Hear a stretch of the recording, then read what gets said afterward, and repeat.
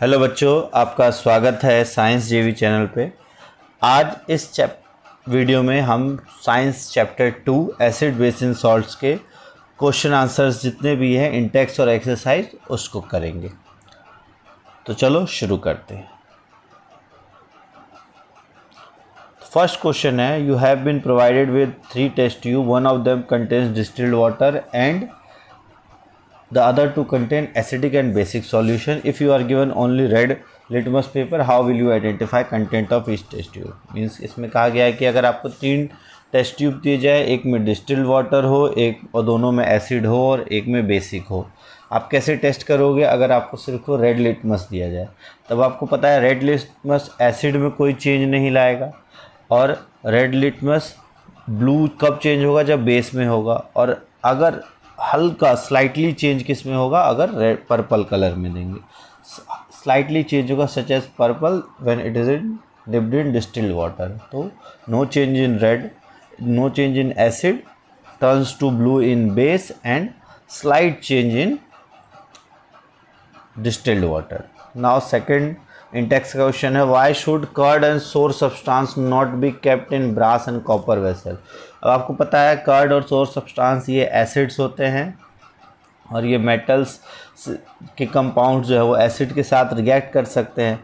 तो इस वजह से हम और एसिड के साथ, मेटल्स के साथ रिएक्ट करके हाइड्रोजन गैस रिलीज़ कर सकते हैं और बाकी हार्मफुल प्रोडक्ट्स बना सकते हैं, और हमारे फूड को भी स्पॉइल कर देते हैं। इसीलिए हम इसको, कर्ड को और सोर्स सब्सटेंस को कॉपर और ब्रास के मेटल में, हम वेसल्स में हम नहीं रखते। ये ध्यान रखना है, तो यही क्वेश्चन है। तो curd and other substance contains acid, therefore when they kept in brass and copper vessel they react with acid to liberate hydrogen gas and harmful products, thereby spoil our food. Now which gas is liberated when an acid reacts with metal. अब इस question में देखो, इसमें क्या कहा गया है कि यहाँ पर डाइल्यूट H2SO4 है और जिंक ग्रेन्यूल से एक्सपेरिमेंट आपने किया था, और इससे कौन सी गैस निकलती है? Hydrogen gas. बबल से पॉप साउंड एक्सपेरिमेंट आता है। ये आपको पॉप साउंड एक्सपेरिमेंट 9th में भी किया हुआ आपने, 10th में बहुत इजी है ये वाला। तो जब भी हम जिंक ग्रेन्यूल्स में H2SO4 डालते हैं, शेक करते हैं, तो उससे हाइड्रोजन गैस रिलीज़ होगी। और इस तरह के रिएक्शन को, ये क्या है? एक तरह का आपका डिस्प्लेसमेंट रिएक्शन भी है, और हीट भी निकलती है, हाइड्रोजन गैस के साथ हीट भी निकलती है, तो एक्सोथर्मिक रिएक्शन भी है। नेक्स्ट है, a metal compound A react with dilute hydrochloric acid to produce effervescence. effervescence means उसके अंदर गैस के बुलबुले आ जाते हैं। तो एक कंपाउंड है मेटल A और हाइड्रोक्लोरिक एसिड के साथ, तो the gas also extinguishes a burning candle. आपको पता है एक्सटिंग्विशर गैस होती है कार्बन डाइऑक्साइड। मीन्स अब जो सॉल्ट है, कोई मेटल कंपाउंड का जो A है, वो जब हाइड्रोक्लोरिक के साथ रिएक्ट करेगा तो कार्बन डाइऑक्साइड आना चाहिए। तो अब आपको पता है, जब कैल्शियम कार्बोनेट को हम HCl के साथ रिएक्ट करते हैं तो कैल्शियम क्लोराइड और कार्बन डाइऑक्साइड गैस निकलती है, जो कि फायर एक्सटिंग्विश करती है। तो इसका आंसर ये हो जाएगा। और right a balanced chemical equation for the reaction if one of the compound form. हाँ, तो यही वाला है आपको। Next, why do HCl HNO3 show acidic nature in aqueous solution while solution of compounds like alcohol. Means HCl HNO3 इनमें hydrogen होते हैं और ये एसिडिक शो करते हैं, जबकि कंपाउंड्स लाइक एल्कोहल, ग्लूकोज, वो एसिडिक प्रॉपर्टीज़ शो नहीं करते। ऐसा क्यों? अब HCl और HNO3 जब वाटर में मिक्स होते हैं तो आसानी से वो H+ या H3O+ आयंस दे देते हैं, और इस वजह से वो एसिडिक कैरेक्टर शो करते हैं। लेकिन जब हम अल्कोहल और ग्लूकोज को मिक्स करते हैं तो वो आसानी से आयंस फॉर्म नहीं करते, और that's why they show acidic character, क्योंकि यहाँ पे उनमें कोवेलेंट बॉन्डिंग होती है, और यहाँ पर आयोनिक बॉन्डिंग के कारण ये आयंस में ईजिली कन्वर्ट हो जाते हैं। Next, why do aqueous solution of N acid conduct? Same reason कि जब भी एसिड को हम, जो एक्वस सॉल्यूशन है किसी भी एसिड का, जैसे उसको पानी मिलाते हैं वो H+ और हाइड्रोजन आयन में कन्वर्ट हो जाता है और इजीली कंडक्ट करवा सकता है इलेक्ट्रिसिटी। है, why does dry HCl gas does not change the paper of dry litmus paper. तो लिटमस पेपर हमेशा जो वेट कंडीशन में ही रिएक्ट करता है, तो इस वजह से ड्राई HCl गैस कोई चेंज नहीं ला पाएगा। ठीक है, because it has no hydrogen gas in it. Vapour form में कोई हाइड्रोजन गैस नहीं होती। हाइड्रोजन प्लस आयंस कब होते हैं? जब वो एक्वस सॉल्यूशन में हो, इसीलिए ड्राई में वो चेंज नहीं ला पाता है। नेक्स्ट है, डाइल्यूट कर while diluting acid is recommended that acid should be added to water and not। ये क्वेश्चन आपको बहुत बार बताया जा चुका है कि जब भी एसिड को हम डाइल्यूट करते हैं तो वाटर में एसिड डालना चाहिए, ना कि एसिड के अंदर वाटर। तो ऐसा क्यों? क्योंकि आपको पता है ये हाईली एक्सोथर्मिक प्रोसेस है। जब भी एसिड और वाटर का हम रिएक्ट करते हैं तो अगर एसिड के अंदर वाटर डालेंगे तो बहुत ही ज़्यादा हीट जनरेट होगी और वो स्प्लैश आउट हो सकता है, बीकर टूट सकता है, आप बहुत हार्मफुल हो सकता है। इसीलिए वाटर के अंदर ड्रॉप बाय ड्रॉप एसिड्स डाल के डाइल्यूशन की जाती है ताकि जो लार्ज अमाउंट ऑफ हीट निकले वो वाटर उसको एब्जॉर्ब कर ले और ज़्यादा नुकसान ना हो। नेक्स्ट है, तो since the process of dissolving acid is exothermic, it always recommended that it should be added to water and it is possible because of large amount of heat generated, the mixture splash out is caused burn। यही आपका answer है। Next है, how is concentration of hydronium ion affected when A solution of acid is diluted. Same कि जब किसी भी चीज़ को dilute करेंगे तो उसमें H+ आयंस या हाइड्रोजनियम आयंस की जो कंसनट्रेशन है वो धीरे धीरे कम होता जाएगा, और अगर कंसनट्रेशन H+ का जितना कम होगा एसिड का स्ट्रेंथ उतना ही डिक्रीज़ करेगा और pH उतना ही इंक्रीज़ करेगा। ये आपको ध्यान रखना है। बहुत बार यहाँ से पूछ लेते हैं कि pH में क्या चेंज आएगा, तो वहाँ आप कंफ्यूज मत होना। अगर H3+ आयंस का कंसनट्रेशन कम होगा तो pH बढ़ेगा, और अगर इसका कंसनट्रेशन ये H+ आयंस का कंसनट्रेशन जो है वो इन्वर्सली प्रोपोर्शनल होता है pH के। जितना ज़्यादा H+ आयन का कंसनट्रेशन pH उतना कम।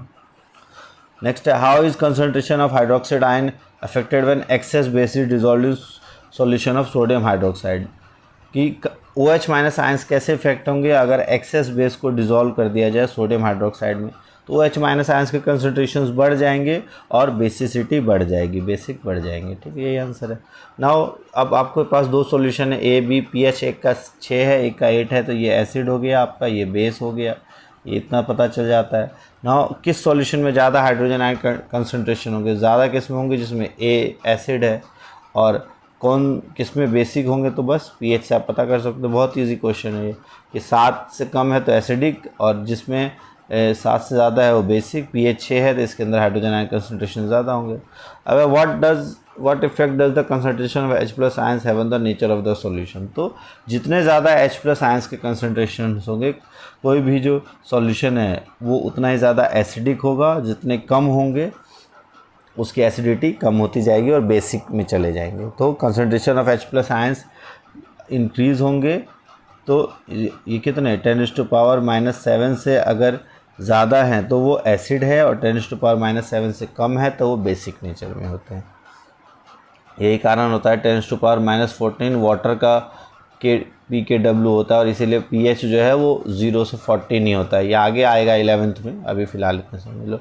नेक्स्ट है, do basic solutions also have H+ ions. क्या बेसिक सॉल्यूशंस में भी H+ आयंस होते हैं? तो बिल्कुल उनमें H+ आयंस होते हैं, लेकिन कंपैरिजन टू OH- आयंस वो कम होते हैं। OH- आयंस ज़्यादा होते हैं H+ के कंपैरिजन में, इसीलिए वो बेसिक प्रॉपर्टी शो करते हैं, H+ एसिडिक प्रॉपर्टी शो नहीं करते। That's why they are basic in nature.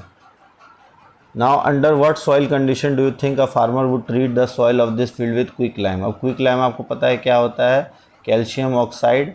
ठीक है, अब कैल्शियम ऑक्साइड ये जब भी वाटर के साथ रिएक्ट करेगा तो क्या बनाता है? कैल्शियम हाइड्रोक्साइड एक बेस बनाता है। तो अब बेस जो सॉइल को क्यों चाहिए? अगर सॉइल की कंडीशन एसिडिक होगी, और तब बेसिसिटी बढ़ाने के लिए फार्मर उसमें क्या मिलाएगा? CaO, और CaO वाटर के साथ रिएक्ट करके बनाएगा COH2 स्लेक्ड लाइम, और यह कैल्शियम कार्बोनेट, ये आपको पता है। Now what is the common name of, ये page number 30, common name of calcium oxychloride, ये है ब्लीचिंग पाउडर। और ब्लीचिंग पाउडर कब मिलता है? जब आपको पता है किसका ट्रीटमेंट करते हैं हम क्लोरीन के साथ, तो कैल्शियम हाइड्रोक्साइड का। और कैल्शियम हाइड्रोक्साइड कैसे मिलता है? जब आप कैल्शियम ऑक्साइड को वाटर के साथ ट्रीट कराते हो। ये रिएक्शन बहुत इंपॉर्टेंट है, दोनों चैप्टर फर्स्ट सेकंड दोनों में है ये। इससे रिलेटेड एग्जाम में एक क्वेश्चन ज़रूर आता है। Now washing, name the sodium compound used for softening of hard water. तो वॉशिंग सोडा, इसका फॉर्मूला होता है Na2CO3.10H2, ये ध्यान रखना। अगला, what will happen if the solution of sodium hydrogen carbonate is heated. Sodium hydrogen carbonate के solution को हीट करोगे तो क्या होगा? आपको पता है जब इसको हीट करते हैं ये सोडियम कार्बोनेट बन जाता है। सोडियम हाइड्रोजन कार्बोनेट को जब हम हीट करेंगे तो ये टूट के सोडियम कार्बोनेट बन जाएगा। और यही इसी सोडियम कार्बोनेट बनाने का तरीका भी यही होता है, इसको हीट करके। तो सोडियम हाइड्रोजन कार्बोनेट को हीट करेंगे, sodium carbonate plus water plus carbon dioxide gas. Now equation two show reaction between plaster of Paris and water, ये बहुत आता है। प्लास्टर ऑफ पेरिस एक वाइट कलर का पाउडर होता है और इसको बहुत एयर टाइट कंटेनर में रखा जाता है, और जब इसमें वाटर मिलाते हैं तब बन जाता है जिप्सम। ये चीज़ आपको ध्यान होनी चाहिए। और प्लास्टर ऑफ पेरिस का फॉर्मूला हो जाता है आपका CaSO4.12H2O, और जो आपका जिप्सम है, जिप्सम का फॉर्मूला हो जाता है CaSO4.2H2O। नाउ यही रिएक्शन अगर देखो तो हाफ H2O में जब आप 2H2O ऐड करते हो, हाफ H2O में 1.5 H2O ऐड होगा तो CaSO4.2H2O ये बन जाता है जिप्सम। अब एक्सरसाइज के क्वेश्चंस देखते हैं। पहला क्वेश्चन है a solution turns red litmus blue. बहुत आसान है, अगर रेड को ब्लू में चेंज करेगा तो वो क्या होगा, बेस, और उसका pH 7 से ग्रेटर होगा। ऑप्शन में देखो 1, 4, 5, 10, तो डी ही आंसर आएगा। अगला है एक solution react with crust eggshell to give a gas that turns lime water milky. अब लाइम वाटर को मिल्की टर्न कर देता है, तो अब आपको पता है लाइम वाटर को मिल्की टर्न करेगा अगर a solution of crust eggshell to give a gas that turns, तो कौन सा गैस करता है, कार्बन डाइऑक्साइड।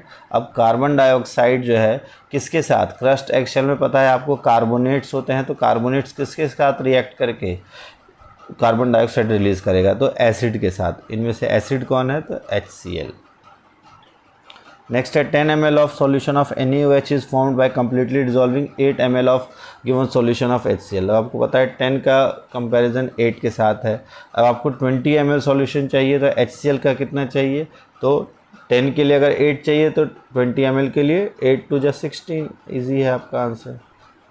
नेक्स्ट है which one of the following types of medicine is use for treating indigestion. ये बहुत पता है आपको, एंटीबायोटिक वो बैक्टीरिया को ख़त्म करने के लिए, एनाल्जेसिक दर्द के लिए, एंटीसेप्टिक आपके वुंड डिसइंफेक्टेंट या माइक्रोऑर्गेनिम्स को मारने के लिए, और एंटासिड आपको जो इंडाइजेशन को, जो पेट में ज़्यादा एसिडिटी हो जाती है। और सबसे कॉमन जो आप घरों में इस्तेमाल करोगे सोडियम हाइड्रोजन कार्बोनेट और एक मिल्क ऑफ मैग्नीशिया MgOH2, ये दो इंडाइजेशन के ट्रीट करने के लिए हम इस्तेमाल करते हैं, तो एंटासिड उसका। नाउ द वर्ड इक्वेशन, आपको वर्ड इक्वेशन लिखना है और बैलेंस्ड इक्वेशन लिखना है इन रिएक्शंस का। डाइल्यूट सल्फ्यूरिक एसिड और जिंक ग्रैन्यूल्स, और ये आपको पता है डाइल्यूट सल्फ्यूरिक एसिड जब जिंक ग्रैन्यूल के साथ करेंगे तो ये वाला रिएक्शन बहुत बार हमने किया हुआ है। अब है हाइड्रोक्लोरिक एसिड मैग्नीशियम रिबन, तो HCl और मैग्नीशियम रिबन का ये रिएक्शन हो जाएगा, इट गिव्स मैग्नीशियम क्लोराइड और हाइड्रोजन। बैलेंस तो फर्स्ट चैप्टर में आपने कर रखा है, बहुत इजीली कर लोगे। Sulphuric acid react with aluminium powder, ये भी एक तरह का डिस्प्लेसमेंट रिएक्शन होगा, sulphuric acid plus aluminium powder, aluminium sulphate plus hydrogen gas. तो यहाँ ध्यान से देखो तो सभी एसिड है, और एसिड के साथ सब मेटल रिएक्ट करेंगे तो हाइड्रोजन गैस तीनों में रिलीज हो रही है। Similarly dilute hydrochloric acid react with iron filling, इसमें भी ये भी एक तरह का डिस्प्लेसमेंट रिएक्शन होगा और इसमें भी हाइड्रोजन गैस रिलीज होगी। Now compound such as alcohol and glucose also contain hydrogen but are not categorise, ये हमने पहले भी किया था।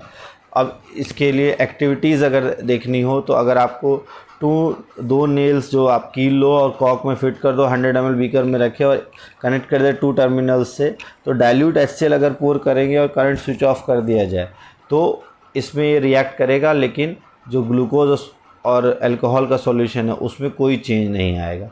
इन दोनों में अगर आप देखो तो बबल्स आने लगेंगे, बल्ब ग्लो करने लगेगा, इसमें बल्ब ग्लो नहीं करेगा, और इससे पता चलता है इसमें H+ आयंस नहीं बनते हैं। ठीक है, तो H+ HCl डिसोशिएट होता है H+Cl आयन में, ये कंडक्ट करता है इलेक्ट्रिसिटी, और जब हम ग्लूकोज सॉल्यूशन लेंगे तो उसमें डिसोशिएट नहीं होते आयंस, इसलिए कंडक्ट नहीं करता इलेक्ट्रिसिटी। और इससे हम कंक्लूड कर सकते हैं कि सारे एसिड्स जिसमें हाइड्रोजन होते हैं, लेकिन ऑल कंपाउंड जिसमें हाइड्रोजन होते हैं वो एसिड्स नहीं होते। That's why alcohol and glucose contain hydrogen, they are not categorised as acids. Now distilled water not conduct electricity, अभी आपको पता है रेन वाटर क्यों करता है, क्योंकि उसमें आयंस होते हैं और वो इजीली, डिस्टिल वाटर इसलिए नहीं करता क्योंकि इसमें आयंस नहीं है, रेन वाटर के अंदर आयंस होते हैं, इस वजह से वो कंडक्ट कर सकता है इलेक्ट्रिसिटी। नेक्स्ट है why do acid not so acidic behaviour in absence of water, same, अगर वाटर का एब्सेंस होगा तो आयंस में कम्प्लीटली डिसोशिएट नहीं हो पाएंगे और इस वजह से एसिड जो है वो एसिडिक प्रॉपर्टी शो नहीं कर पाएंगे एसिड अगर वाटर का एब्सेंस होगा। तो acid do not show acidic behaviour in absence of water because dissociation of hydrogen ions form an acid occurs in presence of water only, इसीलिए ड्राई HCl pH के साथ रिएक्ट नहीं करता है। नेक्स्ट है 5 सॉल्यूशन ABCDE टेस्ट किया जाता है, pH 4, 1, 11, 7, 9 है। आपको बताना है न्यूट्रल इसमें से कौन सा है। आपको पता है 7 जिसका pH है वो न्यूट्रल है, तो ऑप्शन नंबर कौन सा है, डी, तो इसका हो जाएगा डी। नेक्स्ट है एल्कलाइन, तो सबसे ज़्यादा एल्कलाइन या बेसिक जो है आपका 11, तो ये हो गया आपका सी। स्ट्रॉन्गली एसिडिक सबसे कम pH है आपका बी नंबर का, तो 1, और वीक एसिड आपका 4। और वीक बेसिक पूछा जाएगा तो नंबर 9, ये आप आसानी से कर सकते हो। ये एल्कलाइन जो आपका ये ई पार्ट है। और अरेंज द pH ऑफ, अच्छा ये question, arrange the pH in increasing order of hydrogen ion concentration, तो इंक्रीजिंग ऑर्डर मतलब सबसे कम हाइड्रोजन आयन किस में होंगे, जिसका pH सबसे ज़्यादा होगा, तो 11 सबसे ज़्यादा होगा। उसके बाद आपको इंक्रीजिंग ऑर्डर में लिखना है, तो 11 के बाद 9, 9 के बाद आपका 7, फिर 4 और फिर 1, ये हाइड्रोजन आयन के कंसंट्रेशंस का ऑर्डर है, तो इस तरह से आप इसमें लिख सकते हो। नेक्स्ट है equal length of magnesium ribbon are taken in test tube A and B, HCl is added to test tube A while acetic acid is added to test tube B, which test tube will fizz occur मोर विग्रेसली। आपको पता है hydrogen gas easily किस में निकलेगी, strong acid में, तो test tube ए में, क्योंकि वो एक स्ट्रॉन्ग एसिड है, कम्प्लीटली डिसोशिएट हो जाता है, और एसिटिक एसिड वीक एसिड है, इस वजह से as compare to hydrochloric acid acetic acid faster react नहीं करेगा और फिजिंग भी बहुत जल्दी नहीं होगी। Now fresh milk has pH of 6, how do you think the pH will change as it turns to curd. आपको पता है इसका pH 6 है, और अगर कर्ड में चेंज होगा तो और खट्टा हो जाता है, तो उसका pH और डिक्रीज हो जाएगा, ठीक है, due to acidic in nature.